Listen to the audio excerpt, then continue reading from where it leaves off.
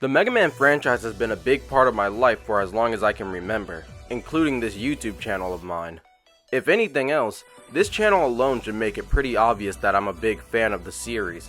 Megaman is easily my favorite franchise of all time, with some of its games being my go-to whenever I'm bored. And yet, there's two series of Mega Man games I've never played before, the Legend series, and more importantly for this video, the Battle Network series. But with the not so recent release of the Legacy Collection, oh my god, I can finally get into the series, and where better to start than Battle Network 1? Of course, there will be spoilers in this video, so if you haven't played the series for yourself and want to, come back to watch this video later. But with that out of the way, let's get started.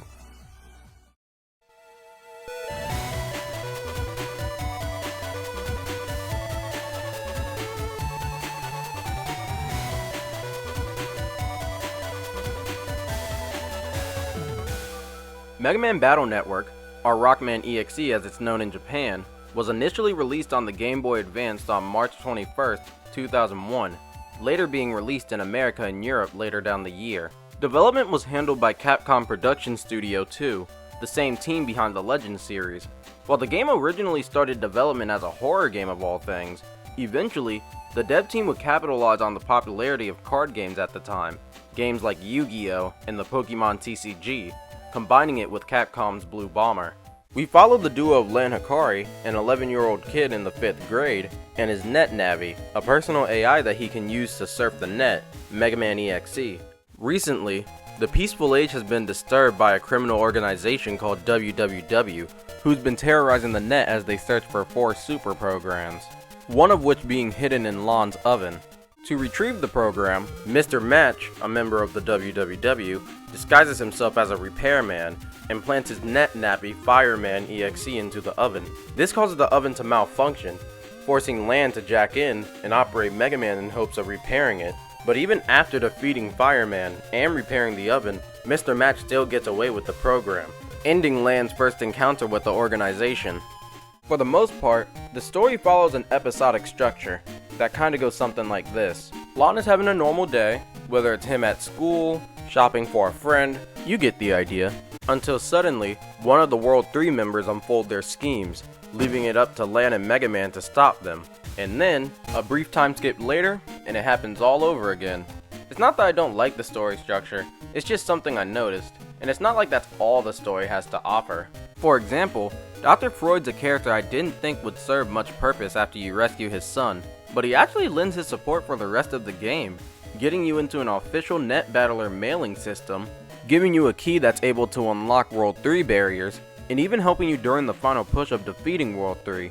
He honestly became one of my favorite characters. Speaking of, I can't lie, I was honestly thrown off guard by how devious World 3 was. Like, cutting the water supply? Doesn't help that they can get away with this type of stuff since the guy investigating them is so incompetent. Also, while I wasn't able to exactly call out the twist, is it a bad thing that because of that interaction with that Navi inside of Lan's dad's computer and Miss Mari's twin, that I was able to kinda understand what Mega Man EXE already was? But honestly, I really like the twist, and I think it strengthens the bond that Mega Man and Lan shares even more. To learn that Mega Man is actually Lan's brother, and see Lan return the favor for all the times Mega Man saved him and his friends, was really nice. On to the gameplay. The world is split between 2 hubs, the overworld and the net. In the overworld, you play as Lan, interacting with objects or NPCs. A lot of the objects, and I mean a lot of the objects, give you the ability to jack into them, allowing you to explore them as Mega Man in the net. This is where one of my favorite parts of Mega Man Battle Network comes into play, exploration. In both the real world and the net, if you explore long enough, you can find things worth your time, whether it's a health and attack upgrade, optional boss fights in the real world, or Zenny you can use to buy chips or upgrades to help your battles in the net. NPCs can also give you a lot of tips to help you out in battle, alongside the mail. As I mentioned, you can jack into a lot of things, but it's almost always worth your time, since you never know what item could be in what you jacked into. And thankfully, if you're ever unsure of what you need to do next, you can talk to Mega Man, who will usually give you a hint This ended up being a really useful feature that I actually ended up using a lot. There was at least one time it missed the mark though. At one point, you're looking for Chad in the Psi Lab, and when you get there, Megaman still says to search for him, but in actuality, the game wanted you to talk to this random scientist, who then tells you his location. This didn't happen often, but I thought I should point it out since it did leave me confused for a good while. And honestly, exploring the larger areas of the internet can also be just as confusing, since everything looks the same. Sometimes I even thought I was going the wrong way until I reached a cutscene. In story-related segments, the internet kinda acts as a dungeon, where puzzles and obstacles unique to said dungeon get in your way.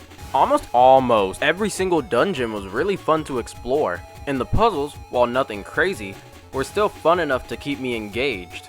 Another aspect I enjoy about Battle Network that's portrayed pretty well by the dungeons is Lan and Megaman's teamwork. For example, in the school dungeon, Lan has to help Megaman out by giving him the passwords, which are linked to certain things in the school.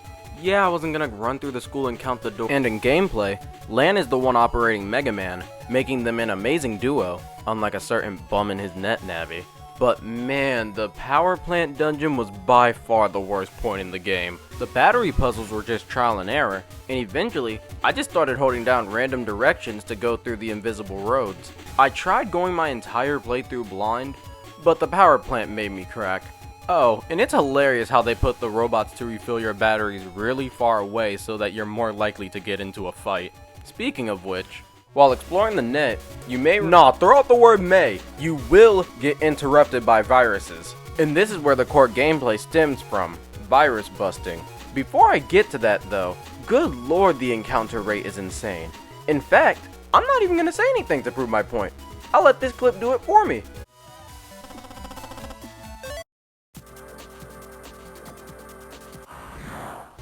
Since I'm pretty sure that clip said everything I needed to, I'll just add that it's obnoxious and move on. You battle viruses on a 3x6 grid, giving you and your opponents 9 squares each to move around on. You can use these separate tiles to dodge incoming attacks, and having Megaman in the same row as an enemy allows him to shoot them with his Mega Buster. Thankfully though, there's a lot more to the system than that. At any point in the game, other than battle, you can customize your folder, filling it with any 30 cards, 5 of which will be randomly selected at the beginning of battle or when your custom gauge is full. There's a lot of variety to these chips, like swords that have low range but high damage, the ability to steal parts of your opponent's board, and even summoning other navies to help you out. Defeating viruses and even some bosses can reward you with a chip, but that isn't the only way to obtain them. As previously mentioned, you can find a multitude of items including chips by exploring as both Lan and Megaman. And eventually, Mr. Higsby, a former World 3 member, opens a shop where you can buy chips or gamble some of them for a chance to win a rare chip. However, there are some pretty important limitations chips have placed on them, in and out of battle. For example, you can have no more than 5 Navi chips in your folder, and you also can't have too many copies of the same chip in the folder as well. And in battle, while you can select multiple chips at a time, they either have to have the same letter code. For example, even though these are 2 completely different chips, because they share the letter S, I can use them both, or they have to be the exact same chip, allowing you to ignore the first rule. If you don't really like the 5 cards given to you, or don't think you can really do anything with them, you can press the add button, where you go a turn cardless, but in return, get an extra 5 cards to choose from. And pressing the add button again gives you an extra 5, giving you 15 cards to choose from. I actually ended up using the add button a lot more than I thought I would. It's really useful to set up encounters in your favor. There's also 3 types of items to enhance Mega Man's capabilities without the use of chips, those being power-ups and the armors. Power-ups come in 2 forms, one for Mega Man's HP, which just raises his max health, and the other is for his Mega Buster, which can increase its damage, rate of fire, or its charge shot, which I didn't level up at all, making the Buster pretty powerful on its own. And lastly, Mega Man can equip 4 armors based on the 4 elements of the game: wood, fire, water, and electric, with the cycle looking like this. Each armor halves the damage you take from any attack, except for the element that beats it, which makes having at least 1 armor a near necessity for beating the game. Cause this shit ain't right.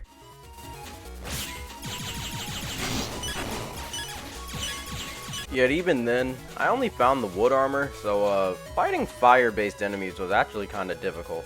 But I managed. When you add all of this together, plus the large variety of enemies you'll face throughout the game, virus busting makes for a really fun interactive gameplay loop that relies on strategy and reaction time. Even though I enjoy the gameplay, something I'm kinda mixed on is the bosses. Starting with the positives though, I honestly love a lot of these redesigns. Redesigns like Fireman EXE, Gutsman, and even Megaman kinda just feel like evolutions of their original design. And I honestly think I might prefer Megaman EXE's design over the original. I even like some of the wilder redesigns like Elecman's. And second, the boss theme actually ended up being my favorite song in the soundtrack, which honestly surprised me.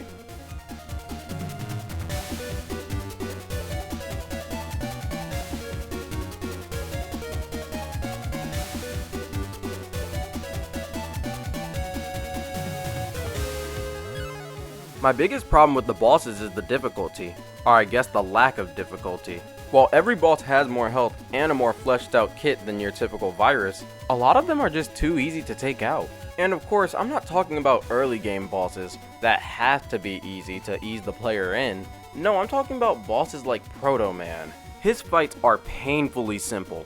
All you need is some sort of melee chip, some decent reflexes, and whenever Proto Man gets in your face,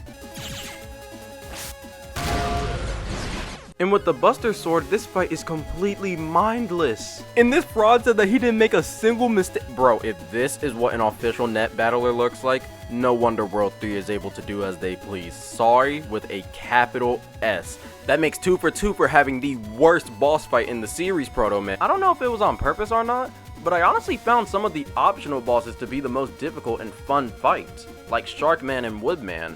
The only story fight I really struggled with was Magic Man. And even then, if I had a different armor than the wood armor, I probably wouldn't have struggled that much. Regardless, I enjoyed the boss fights, I just wish they were a little more difficult. Sadly, that's also extended to the life virus. While I did find the life virus harder than a large majority of the bosses in the game, for the final boss he was also a little too easy. I actually beat him on my first try, even though I made a lot of mistakes. Something that made the fight even easier is that even though I never leveled up Mega Man's charge shot, for some reason I was actually able to use them in this fight. I don't know if that's a bug or not, or intentional, but it actually made the fight even easier than it would have been if I didn't have a charge shot. Well, that's just about everything I wanted to say about Mega Man Battle Network. Overall, I had a pretty positive experience with the game. I enjoyed the combat, and the freely customizable nature of it all, and the story was really enjoyable. Sure, the game definitely had its moments, but I wouldn't say that makes the game bad, just a little flawed. I'm gonna make my way through the series and make videos on it, of course, and I think I can confidently say that this is a good start.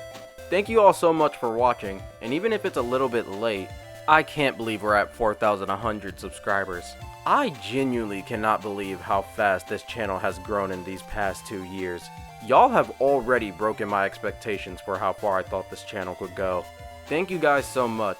I hope you guys enjoyed the video, and more importantly, I hope you guys enjoy the rest of your day. Peace.